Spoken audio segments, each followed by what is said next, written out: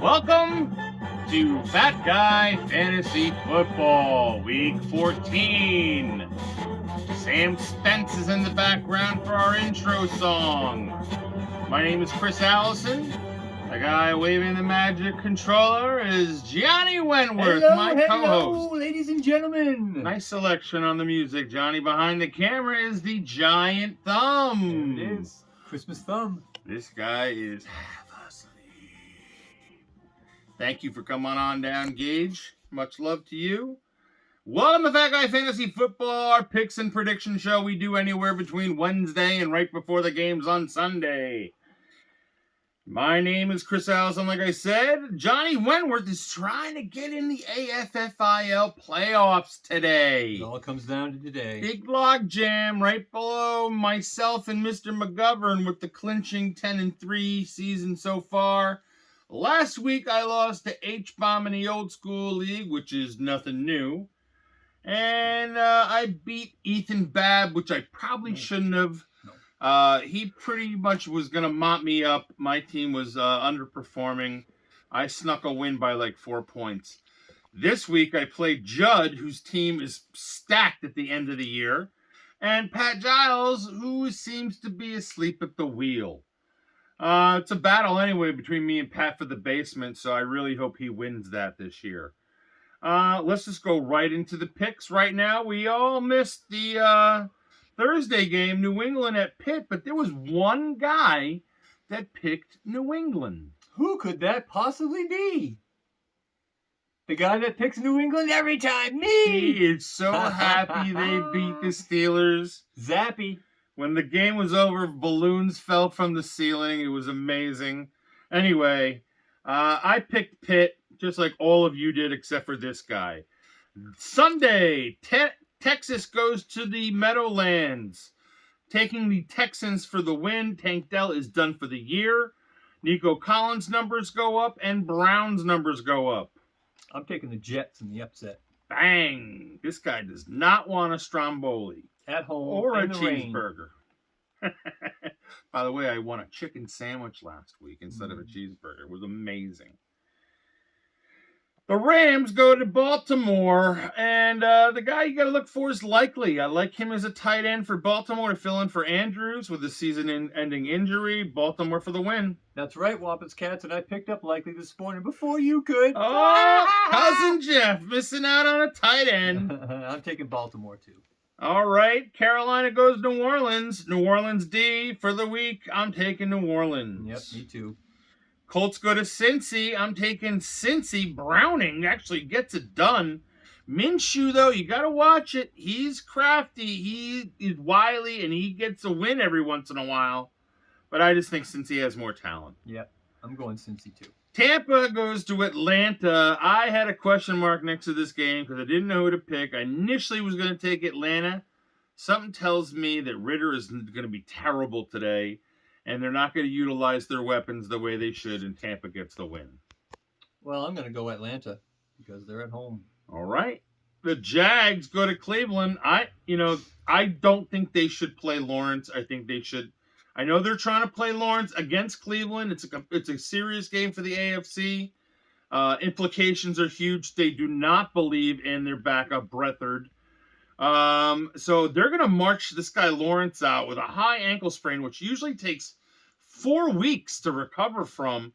He's doing it in less than a week.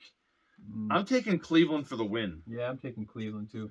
They're going to have Flacco, who throws more downfield than anyone else they've ever had on their team, even Watson. Interception. So I know that he's going to throw some picks to the Jags, but the Jags' defense is mediocre. It's not great. Cleveland's defense is good. Detroit goes to Chicago. I'm taking Detroit for the win. Don't be surprised if this one's really close because Detroit's defense is a sieve. And I'm taking Chicago. So, all right. 4 o'clock game. Seattle goes to San Francisco. San Fran at home. Yep. I think it was an apparition what we saw with Metcalf with those numbers he had last week. He's still going to give you teens. He's not going to get you 20s and 30s. No. Minnesota goes to Vegas. I'm taking Minnesota. I'm taking Vegas at home. All right. Denver goes to the Chargers. I'm taking the Chargers. Me too. At home. Buffalo goes to Kansas City. I'm taking Buffalo in the game of the week. I'm taking Kansas City. And the second game of the week is Sunday night at 8:20. Woo! I'm taking Philly over the Cowboys. I'm taking Philly, the lesser of two evils. I would agree with that, even though they're both despicable. Mm-hmm. Okay, Monday Night Football. We have a doubleheader this week. That is Green Bay goes to the Giants, plays against Tony Cutlets, or Tommy Cutlets' his name. The guy loves a chicken parm with vodka sauce right before practice and game time in the locker room. The guy's the man. That place that he advertises for is probably raking it in and can't keep people out. I'm taking Green Bay for the win, though. No, I'm taking Green Bay, too. Green Bay's hot. Tennessee goes to Miami. Taking Miami. Not even a second thought. Not even a second thought. Stromboli Challenge. 24 out of 27. That's right. We lost another person. The latest person to bow out, respectively, is Mr. McBain, who is also quite a busy human being, and he's so supportive of his business, his community, his children. He just goes out there, and he's living the life, even though he's in his early 50s. He's like a 27-year-old dude running around out there, so I give him a lot of credit. We had one attaboy. That means one person last week was in double digits. That shifts the whole grouping around. And that guy was H-Bomb with 10 wins in Las Vegas. We have no hometown heroes like usual. Attaboys, H-Bomb. Dick Punches, Dell, injured. You know how he got injured? He was in a short yardage on the goal line run blocker play. Let me tell you what Tank Dell looks like. Tank Dell is only 5'8", probably $190.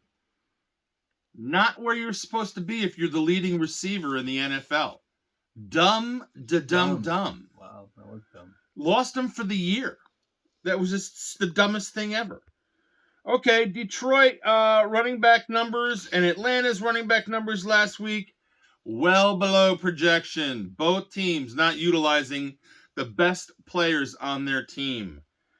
And the Lawrence ankle is a dick punch to my fantasy team. All right.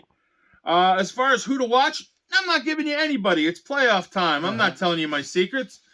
Eateries, Tony's Pizza, G&A Bagels, Pompton Queen Diner, Manzo's, Fish Island Company, Leone's Pizza, and the Wiener Wagon, Blue and Gray, Monkey Wrench Smokehouse, Sidewall Pizza, Sidewall Bakery. Thank you guys all for letting me mention your eateries throughout the season. I will continue doing so into the following year.